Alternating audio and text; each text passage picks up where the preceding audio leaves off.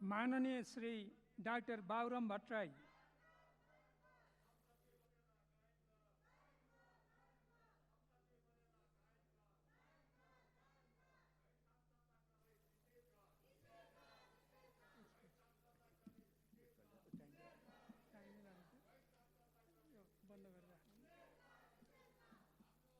सम्मान्य सभामुख महोदय, सर्वप्रथम यस गरिमामय सदनमा हामीले यति महत्त्वपूर्ण राष्ट्रिय मुद्दामा विमर्श गरिरहँदा प्रमुख प्रतिपक्षका मान्य सांसदहरू यसरी विरोधमा उत्रिन पर्नु त्यति उपयुक्त र शोभनीय छैन। हामीले छिटोभन्दा छिटो एउटा समझदारी गरेर यो असहज अवस्थाको अन्त्य गरिनुपर्छ। सत्ता र प्रतिपक्ष दुवैबाट यसतर्फमा सकारात्मक जिम्मेवारपूर्ण भूमिका निर्वाह रहोस् भन्ने म सम्मानीय सभामुख महोदय मार्फत हार्दिक आग्रह गर्न चाहन्छु। अब म सिधै विषयमा प्रवेश गर्न चाहन्छु। सबभन्दा पहिले म क्षमायाचना गर्न चाहन्छु। हामीलाई निर्वाचित गरेर यस गरिमामय सदनमा पठाउने नेपाली जनता समक्ष नेपालको 7 सालदेखिको 70 वर्षसम्मको सङ्घर्षबाट प्राप्त सबभन्दा ठुलो उपलब्धि भनेको नेपाली जनतालाई सार्वभौम सत्ता सम्पन्न बनाउनु हो। जनताको सार्वभौम सत्ता जनताका चुनिएका प्रतिनिधिको सर्वोच्च सभा, यो प्रतिनिधि सभा मार्फत अभिव्यक्त हुन्छ। हामीले दुःख साथ भन्नुपर्छ, म क्षमायाचना गर्न चाहन्छु। हामीले यस प्रतिनिधि सभालाई गत 6 महिनादेखि जसरी बन्धक बनाइरहेका छौँ, यति महत्त्वपूर्ण राष्ट्रिय मुद्दाहरूमा बहस गर्नुपर्ने ठाउँमा हामी सदनमा भन्दा बाहिर अधेरा कोठाहरूमा केही सीमित मान्छेहरूको बिचमा खुसुर पुसुर गरेर हामीले यसलाई टालटुल गर्ने जुन गर्दै आएका छौँ, नेपाली जनताको सार्वभौम अधिकार माथि अपमान भएको छ। हामी आफैले जनप्रतिनिधि गैसेले आफ्नो अपमान गरेका छौँ। म सबैको तर्फबाट सम्मानीय सभामुख मार्फत म क्षमायाचना गर्न चाहन्छु। एमसीसीको विषय एउटा सामान्य अनुदान सम्झौता थियो, तर यसलाई हामीले यसरी जानेर नजानेर गिजो ल्याउँदै गयौँ। एउटा सामान्य घाउ कोट्याउँदै गएपछि बाँदरको घाउ भनिन्छ नि, बाँदरको घाउ जसरी यसरी कोट्यायौँ सेप्टिक हुँदै अहिले एउटा क्यान्सरस अवस्थामा पुग्दैछ। हामी आपसमा लड्दैछौँ, एउटालाई राष्ट्रघाती अरू राष्ट्रवादी, र देशलाई यसरी कित्ताबन्दी गरेर हामी कहाँ पुग्छौँ? र हामी बोल्न डराइरहेका छौँ। बोल्दाखेरि आरोप लाग्ने, ढुङ्गामुढा हुने हो कि भन्ने खतरा छ। हाम्रो आफ्नै संसदीय क्षेत्रहरूमा जान हामी डराइरहेका छौँ। तलसम्म यसरी विषाक्त गरिएको छ, जानेर नजानेर। यसको हामीले आत्मसमीक्षा गर्ने कि नगर्ने? मलाई खुसी लागेको छ कतिपय हाम्रा मित्रहरूले भर्खरै एउटा समझदारी गर्नुभएको छ भन्ने मैले सुनेको छु। व्याख्यात्मक टिप्पणी मार्फत जो उहाँहरूले हिजो तलसम्म विषाक्त बनाउनु भयो वातावरण, आफैलाई जनताको बिचमा जान नसक्ने बनाउनु भयो मित्रहरूले। अब फेरि अलिकति एउटा पातलो लगौटी लगाएर आफ्नो लाट छोप्ने र जनतामा जाने बाटो खोज्दै हुनुहुन्छ भन्ने सुन्दा म खुसी नै छु। देर आए दुरुस्त आए भने जस्तै बेलैमा हामीले यो बुझ्नु पर्थ्यो। जनताको बिचमा यसरी अतिरञ्जित प्रकारले भ्रमित कुराहरू गरेर जनतालाई भ्रममा पार्नु हुँदैन थियो। तर जो साथीहरूले गर्नुभयो, जुन जुन दल र नेताहरूले गर्नुभयो, उहाँहरूले अझ बुझेर या नबुझेर त्यसलाई सच्याउने जुन प्रयत्न गर्दै हुनुहुन्छ, त्यसको म स्वागत गर्न चाहन्छु। म अन्त्यमा यसबारेमा आउनेछु। विषयवस्तु म धेरै राख्नु आवश्यक छैन। म खालि के मात्रै भनेर राखिरहेको छु भने यति बेला हामी देश र जनताप्रति जिम्मेवार छौँ भने सत्य बोल्ने आँट गर्नुपर्छ। हाम्रो शास्त्रले भन्छ सत्यम ब्रूयात् प्रियम ब्रूयात् न ब्रूयात् सत्यम अप्रियम। कुनै बेला भनियो होला, तर सत्य पनि बोल्ने हो, प्रिय पनि बोल्ने हो, तर अप्रिय सत्य पनि बोल्ने हो। अब यसलाई विकसित गर्नुपर्छ। कुनै सत्य अप्रिय लाग्छ तर त्यो सत्य हुन्छ, देश र जनताको पक्षमा हुन्छ भने हामीले बोल्ने आँट गर्नुपर्छ। त्यसैले आज म त्यो सत्य बोल्ने आँट गरेर म उभिएको छु यहाँ। एमसीसी सम्झौता कसरी भयो त्यो व्याख्या म जान्न। अहिले हामी सम्मानित नेता सुशील कोइराला त हामीबाट बिदा भइसक्नुभयो। उहाँ बाहेकका हामी 66 सालदेखि यताका 8 जना प्रधानमन्त्रीहरू हाम्रो पालामा यो सम्झौता अगाडि बढेको छ। जो साथीहरू जो मान्य पूर्व प्रधानमन्त्रीहरू उफ्रिराख्नु भएको छ, उहाँहरूको पालामा पनि यो अगाडि सुरुवात त उहाँहरूकै पालामा अगाडि बढेको हो। मेरो पालामा 2068 सालमा यो सम्झौतालाई नेपालको निम्ति योग्य भएको भने जानकारी मलाई प्राप्त भएको र त्यसपछिका सबै प्रधानमन्त्री र मन्त्री परिषदका अध्यक्षहरूको पालामा यो अगाडि बढेको छ। हामी त्यति बेला के कानमा तेल हालेर सुतेर बसेका थियौँ? गल्ती थियो भने हामीले हिम्मत गर्नुपर्छ, राजनीतिबाट सन्यास लियौँ हामीले, त्यो इमान्दारिता हुन्छ।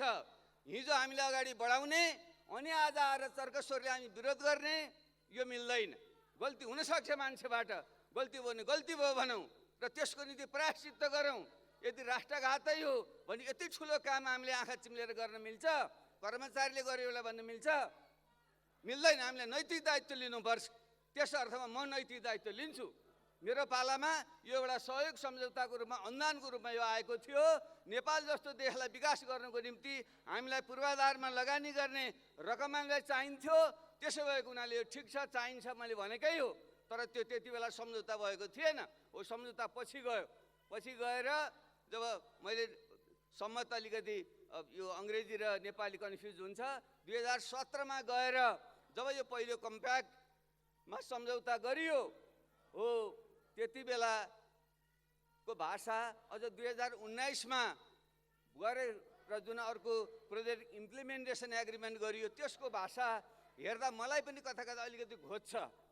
किनकि हाम्रो गाउँघरमा पनि धनीले गरिबलाई पैसा दिएर तमसुक गर्दा जुन भाषा प्रयोग गरेको हुन्छ, मेरा जहाज यथाबाट असुल उपर गरी लिनु भनेर जुन जङ्गले भने हुन्छ र दायाँ बायाँ लेप्चा ल्याएर दिएँ भनेर जुन लेखेको हुन्छ, यी सबै जस हेर्दा जुन तमसुको भाषा जुन अलिकति घोच्छ, त्यसरी नै यो भाषा अलिकति घोच्ने खालका भाषा त छन्। तर सबै अन्तर्राष्ट्रिय जुन सहमति सम्झौताहरू हुन्छन् तिनीहरूको भाषा एउटा अन्तर्राष्ट्रिय इन्टरनेसनल टेम्प्लेट कानुनी भाषा हुन्छ, त्यसैमा आधारित हुन्छ। त्यसले गर्दा कतिपय त्यस्ता घोच्ने कुराहरू पनि छन्। ती कुराहरूलाई अलिकति मत्थर गर्न पाएको भए हुन्थ्यो भन्ने मलाई पनि लाग्छ। तर आधारभूत रूपमा गएर हेर्दा त्यसमा हामीले आपत्ति मान्नुपर्ने विषय केही पनि छैन। मैले पटक पटक हेरेको छु, दोहोऱ्याएको छु, जानकारहरूबाट बुझेको छु, त्यसलाई आपत्ति मान्ने विषय छैन। त्यसैले पहिलो कुरा हामी सबैले यसको दायित्व लिनुपर्छ र यसका जुन प्रावधान जुन अनुदान छ नेपालको हितमा हामीले जुन लिएका छौँ, यसमा हामीले आपत्ति मार्नुपर्ने विषय केही पनि छैन। अब यो किन गिजोलियो? म तीनवटा कुरा भन्न किन गिजोलियो, यहाँ बुझ्नुपर्ने विषय के छन्, म त्यता प्रवेश गर्न चाहन्छु। पहिलो विषय भनेको बल्लिँदो भू राजनीति। यो हिमाली भेगमा जसरी 21औं शताब्दीमा अर्को शीतयुद्ध मडारिँदैछ, त्यो शीतयुद्धका प्रारम्भिक लक्षणहरू बाक युद्धको रूपमा जसरी आइरहेका छन् र अहिले युक्रेनमा जुन घटना भएको छ, युक्रेनदेखि लिएर टर्की हुँदै सिरिया, इराक, अफगानिस्तान र यो हिमालय सीमा हुँदै इन्डो पेसिफिकसम्म जुन एउटा घेराव बन्दैछ, नयाँ शीतयुद्धको जुन फल्ट लाइन बन्दैछ, सीमा बन्दैछ, हो त्यसको बिचमा हामी नेपाल छौँ। त्यसैले गर्दा यति बेला त्यसको छाया छ। त्यो तपाईँ हामी जतिसुकै हामी चर्का कुरा गरौँ, यो उपक्ष लियौँ, त्यसको पछाडि यो कुनै यो सामरिक द्वन्द्वको बाछिटा परेको छ भनेर हामीले स्वीकार्नै पर्छ। यस्तो अवस्थामा प्रश्न के हो भने यो शीतयुद्धमा, यो आगामी आसन्न शीतयुद्धमा नेपाल जस्तो एउटा सानो, एउटा गरिब, कमजोर र दुईटा ठुला शक्तिहरूको बिचमा तीमध्ये पनि एउटा शीतयुद्धको नेतृत्व गर्ने देशको साँधमा नै जुन हामी बसेका छौँ र अर्कोपट्टि अर्को पक्षधर शक्ति जुन बसेको छ, यी दुईटाको बिचमा हामीले सन्तुलन कसरी मिलाउने प्रश्न त्यो हो। त्यसैले एमसीसी त एउटा बहाना मात्रै हो। त्यसैले मुख्य कुरा यो हो। यसको निम्ति मैले देख्छु दुई तीनटा उपायहरू देख्छु। एउटा पक्षसँग लम्बसार पर्ने र लाभ लिने, जसरी जापानहरूले कोरिया र दक्षिण कोरियाहरूले लिए, अमेरिकी छाता पनि उनीहरूको सैन्य राखेर उनीहरूले विकास गरे। अहिले पनि जापानलाई सबैले हाई गर्छन्। त्यो एउटा हाम्रो जुन परम्परागत राष्ट्रवाद छ त्योभन्दा फरक ढङ्गले कुनै एउटा ठुलो शक्तिको चाहिँ छाता ओढेर आफूलाई सम्पन्न बनाउने एउटा बाटो त्यो हो। नेपालले त्यो बाटो लिन सक्छ। मेरो विचारमा लिन सक्दैन र लिनु पनि हुँदैन, उपयुक्त पनि हुँदैन। दोस्रो बाटो, अत्यन्त राम्रो बाटो भनेको स्विजरल्यान्डको बाटो। ठुला ठुला देशहरू जर्मनी, फ्रान्स, इटलीको बिचमा रहेको स्विजरल्यान्डले इतिहासदेखि नै कसैपट्टि पनि नढल्किकन स्वतन्त्र ढङ्गले आफ्नो विकास पनि गर्यो, स्वाधीनताको रक्षा पनि गर्यो। त्यसलाई एउटा आदर्श बाटो मान्न सकिन्छ। तर के नेपाल सम्भव छ? भइदिएको भए हुन्थ्यो, किनकि स्विजरल्यान्ड भनेको यस्तो कप जस्तो छ, आल्प पहाडले चारैपट्ट घेरेको छ र ऊ एउटा कचौरा जस्तो छ। त्यसले गर्दा आफूभित्र मात्रै अन्तर्मुखी भएर इन्ट्रोभर्ट भएर उसले विकास गर्न सक्छ। तर नेपाल कस्तो छ? हिमालदेखि यसरी भर्याङ जस्तो भएर दक्षिणतिर ढल्किएको छ। त्यसैले हामी स्विजरल्यान्डको बाटो हामी जान सक्दैनौँ। र अर्को बाटो पनि छ। अर्को बाटो भनेको सिङ्गापुरको बाटो, फिनल्यान्ड लगायतको बाटो।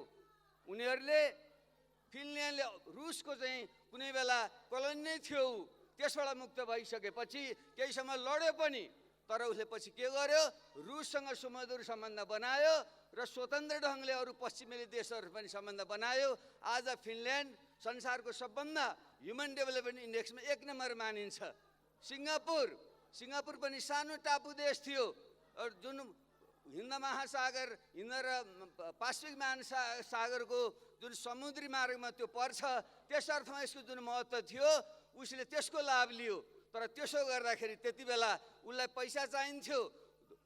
अहिले पूर्वी एसिया त्यति विकसित थिएन, चीन लगायतका देशहरू त्यति धनी भइसकेका थिएनन्। त्यसैले उनले अमेरिकातिर ढल्के, अमेरिकाबाट पैसा लिए, तर चीन लगायतका देशहरू सुमधुर सम्बन्ध राखे र चाहिँ सिङ्गापुर बन्यो। एउटा त्यो मोडल हो। त्यसैले मलाई लाग्छ, सोचौँ हामीले, मेरो प्रस्ताव मलाई त कता लाग्छ भने हाम्रो भूराजनीति र हाम्रो विकासको अवस्था हेर्दा कतै फिनल्यान्ड र सिङ्गापुर जस्तो बाटो नेपालले लिनुपर्ने हो कि एमसिसीको बारेमा छलफल गर्दा हामीले त्यतापट्टि सोच्ने हो। र दोस्रो मुद्दा भनेको, म समयको अभावमा छिटो गर्दैछु, दोस्रो मुद्दा भनेको हाम्रो विचारधारात्मक प्रश्नको कुरा हो। यहाँ किताबबन्दी हेर्नुहोस्, एकथरी साथीहरू 60 र 70 को दशकको जुन पहिलो विश्वयुद्ध कालमा एउटा कितालाई हामीले साम्राज्यवादी विस्तारवादी भन्थ्यौँ, अर्को कितालाई चाहिँ समाजवादी आदर्श देश भन्थ्यौँ हामी त्यति बेला। अहिले एकथरी साथीहरू त्यही पुरानो ह्याङओभर बोकेर बसिरहनु भएको छ। आज त्यस्तो हो? साम्राज्यवाद भनेको के हो? लेनिनको साम्राज्यवादको परिभाषा भनेको के हो? साम्राज्यवादको परिभाषा भनेको पुँजीको निर्यात गरेर, चाहे त्यो औद्योगिक पुँजीको रूपमा, चाहे वित्तीय पुँजीको रूपमा, चाहे अन्य पुँजीको रूपमा निर्यात गरेर त्यसबाट मुनाफा लिने र आफू सम्पन्न बन्ने, अर्कालाई चाहिँ परनिर्भर बनाउने, त्यो प्रवृत्ति साम्राज्यवाद हो। आज त पुरै देश, पुरै विश्व चाहिँ पुँजीवादी भूमण्डलीकरण भएको छ। पुँजीवादको चपेटाभन्दा बाहिर कोही पनि छैन। हामीले हिजो समाजवादी भनेर मानेका देशहरू आज सबभन्दा धेरै पुँजीको निर्यात गर्छन्। म देशको नाम लिन चाहन्न। त्यस हिसाबले लेनिनको परिभाषामा जाने हो भने हिजो हामीले समाजवादी भनिएका देशहरू आज सबभन्दा ठुला साम्राज्यवादी छन्। त्यसैले 60 र 70 को आँखाले विचारधारामा आधारमा होइन, आजको यथार्थमा हेरेर हामीले हेर्ने हो। विचारधारात्मक आधारमा यसको चाहिँ पक्ष विपक्ष हामी नगरौँ। तेस्रो कुरा भन्दा विकासको बाटोको कुरा हो। हामी नेपाल, हामी सबैलाई थाहा छ, गरिब छौँ, छिटो विकास गर्नु छ। कसरी गर्ने? विकासको निम्ति हामी सबैलाई थाहा छ, पुँजी चाहिन्छ, प्रविधि चाहिन्छ, श्रम चाहिन्छ, बजार चाहिन्छ। हो, त्यसको आधारमा मात्रै आधुनिक अर्थतन्त्र बन्छ। हो, श्रम हामीसँग छ, बजार पनि हामीसँग छ, हाम्रै पर्याप्त नभए पनि छरछिमेकमा छ, तर हामीलाई पुँजी र प्रविधिको अभाव छ। हो, त्यसको निम्ति एउटा सूत्र हुन्छ अर्थशास्त्रमा, हाम्रो जस्तो पिछडिएको देशले, कृषि प्रधान देशले एउटा औद्योगिक अर्थतन्त्रमा फड्को मार्ने हो भने केही दशकसम्म हामीले 2 अङ्कको आर्थिक वृद्धि दर हासिल गर्नुपर्छ। 2 अङ्कको आर्थिक वृद्धि हासिल गर्नलाई आफ्नो जिडिपी, जुन कुल कार्यस्थ उत्पादन हुन्छ, त्यसको 40% आसपासमा हामीले लगानी गर्नुपर्छ। अहिले हाम्रो जिडिपी करिब 45 खर्ब छ। त्यसको 40% भनेको 18 खर्ब हुन आउँछ। तर हाम्रो वार्षिक बजेटै 16-17 खर्बको छ। हाम्रो विकास बजेट जम्मा 5-6 खर्ब अर्बको छ।